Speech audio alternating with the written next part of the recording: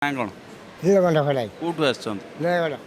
ଆଚ୍ଛା, ଆଗରୁ ଗୋଟେ ସରକାର ଚାଲିଥିଲା ନବୀନ ବାବୁଙ୍କ ସରକାର, ଏବେ ମୋହନ ବାବୁଙ୍କ ସରକାର ବର୍ଷେ ପୁରିଲା। ଆଜ୍ଞା ସରକାର କହୁଛନ୍ତି କଥା ଦେଇ କଥା ରଖିଲେ, କଥା ରଖିଲେ ନାଇଁ ରଖିନାହାନ୍ତି। କ'ଣ ରଖିନାହାନ୍ତି? କ'ଣ ରଖିଛନ୍ତି? ଭତ୍ତା ଆଜି 3000 କହିଥିଲେ ଯେ 1000 ହେଲାନି। ଆଉ କ'ଣ କିଛି ତ କାହିଁ କିଛି କାମ ହେଇନି। ଯାହା ନବୀନ ବାବୁ କରିକି ଯାଇଛନ୍ତି ସେତିକି କ'ଣ ନବୀନ ବାବୁ କରିଛନ୍ତି? ସବୁ କରିଛନ୍ତି। ଏରା ସବୁ କିଏ କରିଛି? ସବୁ କରିଛନ୍ତି। ଭତ୍ତା ଫତ୍ତା ଭଲ ମନ୍ଦ ସବୁ କରିଛନ୍ତି ନବୀନ ବାବୁ। ଇଏ କିଛି କରିନାହାନ୍ତି। ତାଙ୍କ ଅମଳରେ ଯେଉଁ କେତେ ବର୍ଷ ଗଲାଣି ଇଏ କିଛି କରିନାହାନ୍ତି। କାହିଁ କ'ଣ କରିଛନ୍ତି? 80 ବର୍ଷ ଉପରକୁ ବା 3500 ଦେଉଛନ୍ତି। ଅଛି ନୁହଁ, ସେ ତ କହିଲେ 3000 ଦେବି ଭୋଟ ପାଇଲେ। ହଁ, ଏବେ 3500 ମିଳୁଛି। ନାଇଁ ନାଇଁ ସମସ୍ତଙ୍କୁ ତ ମିଳୁନି। ଆପଣଙ୍କ ବୟସ କେତେ? ମୋତେ 62। 80 ହେଲେ ମିଳିବ ଆପଣଙ୍କୁ? 80 ହେଲେ ସିନା ମିଳିବ। କଥା ଦେଇ କଥା ରଖିଲେନି? ନାଇଁ ରଖିଲେନି। ସୁଭଦ୍ରା ପାଇନାହାନ୍ତି ଆପଣ? ହଁ ପାଇଛନ୍ତି, ମାଗିଥିଲେ ପାଇଛନ୍ତି। ତାହେଲେ କଥା କେମିତି ରଖିଲେନି? ରଖିଲେ କ'ଣ? ଗୋଟେ ଦେଲେ ଆଜି ଗୋଟେ କାଟି ଦେଉଛନ୍ତି। କେଉଁ କଥା ରଖିଲେନି? ଭତ୍ତା କାଟିଦେଲେ। କାହାର କାଟିଦେଲେ? ଆମେ ତ 3000 ଦେଲେ କି?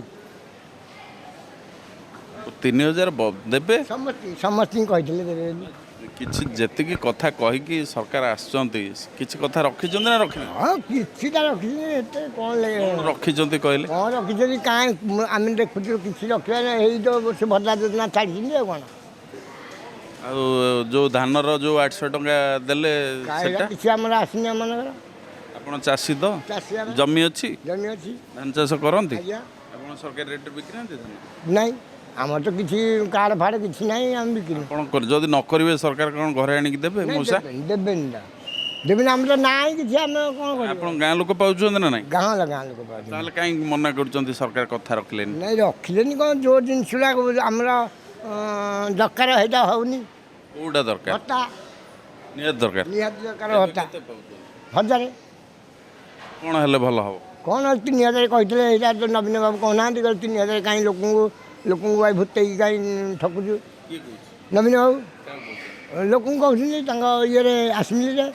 ନବୀନ ବାବୁ କାହିଁ ଦେଲେନି ସେତେବେଳେ? କାହିଁ ନାଇଁ, ସେ ତ 1000 କରିଥିଲେ। ସେ ଦେଇଛନ୍ତି ସେତିକି। ଆଉ ସେ କହିଛନ୍ତି ମୁଁ 3000 ଦେବି ବୋଲି। ଆଜ୍ଞା ଇଏ ତ କହିଲେ ଆମେ 3000 ଦେବୁ ଭୋଟ ପାଇଲେ। କାହିଁ 3000? ଆୟୁଷ୍ମାନ କହିଥିଲା, ଆୟୁଷ୍ମାନ ହେଲା କି ନାହିଁ? ହଁ ଆୟୁଷ୍ମାନ ହେଇଛି। ଆୟୁଷ୍ମାନ କାହିଁ ଆଙ୍କଟା କଟିଲା। ଆଉ ଆଉ ରତ୍ନ ଭଣ୍ଡାର କଥା କହିଥିଲେ, ଖୋଲିଲେ କି ନାହିଁ? ନାଇଁ ରତ୍ନଭଣ୍ଡାର ମୁଁ ଯାଇନି। ଯେଉଁଟା ଯାଇନି କାହିଁ ଆଜ୍ଞା କହିବେ? ଏରା ସବୁଗୁଡ଼ାକ ଆମେ ଜାଣିପାରିବୁ। ଯଦି ମୋହନ ବାବୁଙ୍କୁ ଆପଣ କିଛି କହିବେ ଏଇ ସତେ କ'ଣ କହିବେ?